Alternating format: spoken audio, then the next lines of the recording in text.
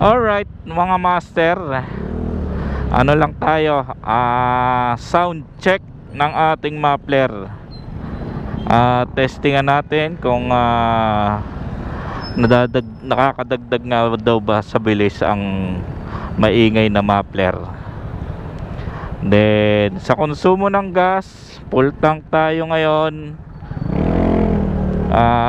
Tingnan natin kung mabilis ngang maubos kapag open muffler. So hindi naman siya totally open muffler mga master, kasi ito yung tinatawag na chicken pipe, na medyo pigil pa rin yung tunog niya, at hindi siya totally open muffler na bukang-buka yung dulo ng tip niya.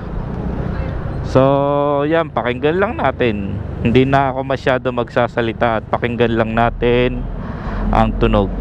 Kasi nga, sound check. Test mic 1, 2. Nasa tayo ngayon, crossing, at may madadaanan tayo. Nagche-checkpoint kanina ay kahit rush hour ay nakaharang sila.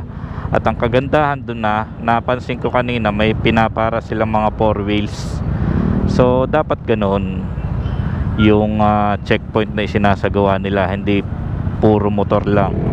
Kasi baka mamaya yung mga naka 4 wheels na yan may mission or may team na balak na nga sinasabi.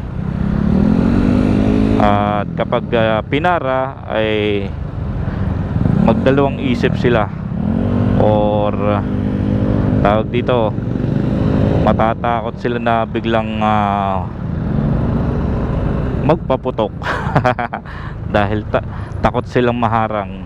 Papuputokan agad yung mga pulis, no? OA. So ayan, malapit na tayo dito sa may checkpoint na sinasabi ko. Yun, no? JBT pipe yung kanyang muffler. Laki naman ang gulong nito.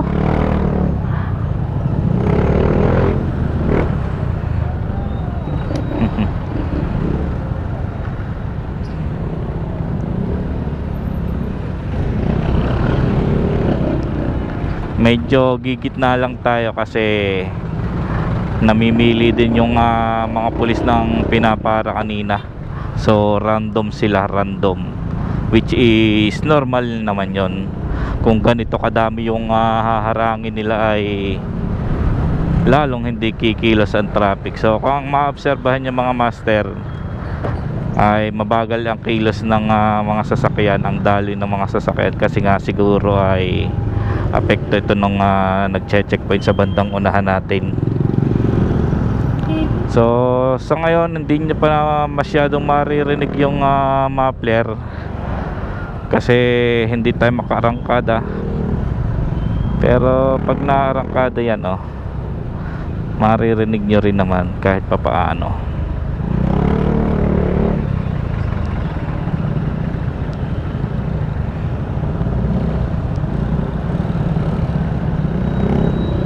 Ayaw kong gumitna kasi baka ma-violate tayo ng counterflow, Ay, gumitna din. Hawan Shout out mga basher. Yan, kita na natin yung placard. So random checking sila, nangaharang sila kahit yan.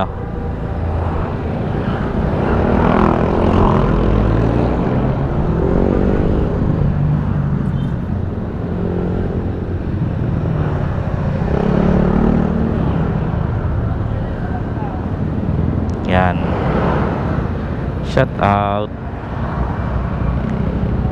May mga kasama sila sundalo, dapat kasi ganun pag kumalik checkpoint or naka battle gear lang yung ibang pulis.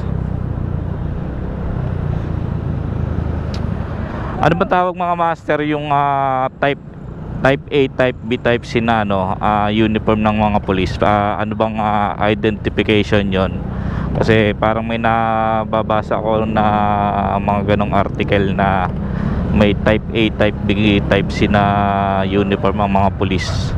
So paki-comment nga kung ano ang ibig sabihin ng mga type A, type B, type C na uniform na yon. So dito sa banda na to, medyo makakarangkada na tayo. Maririnig niyo yung konting ingay. Hindi naman siya kaingayan dahil ayoko rin nung talagang makakabulahaw ka sa mga sensitive na tao. Ako kasi sensitive din ako ayoko yung mataginting sa tenga, yung tipong may iamot ka. Ito normal na ano lang,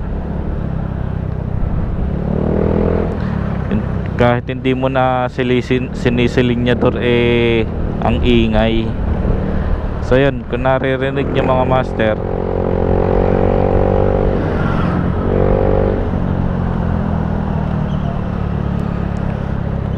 tingin ko may konting dagdag siya sa bilis. Yung madali niyang ma-hit yung speed kumpara sa stock. Pero yung sasabihin dudulo ay nang di pa natin nasusubukan.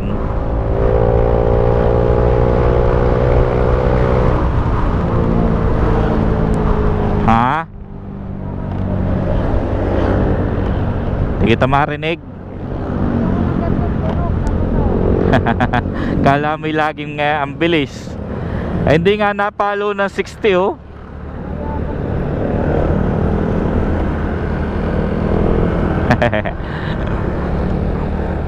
Nagre-reklamo yung OBR ko.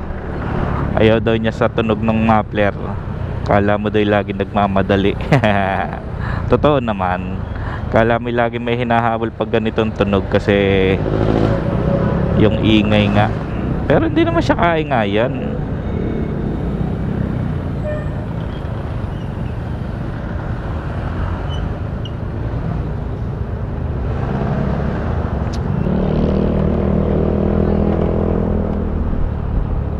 Ang harang yun.